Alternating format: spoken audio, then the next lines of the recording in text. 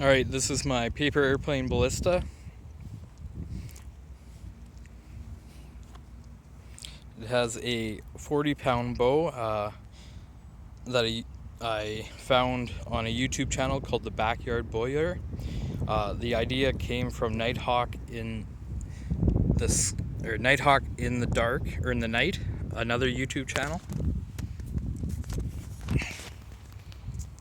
You can see here it's loaded. Take a paper airplane. The paper airplane has a hook on the front. Load it up.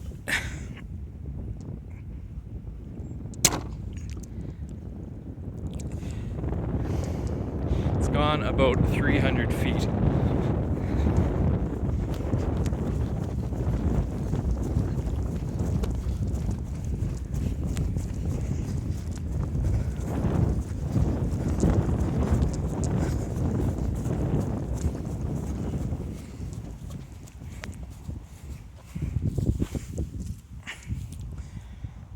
There it is, way back there.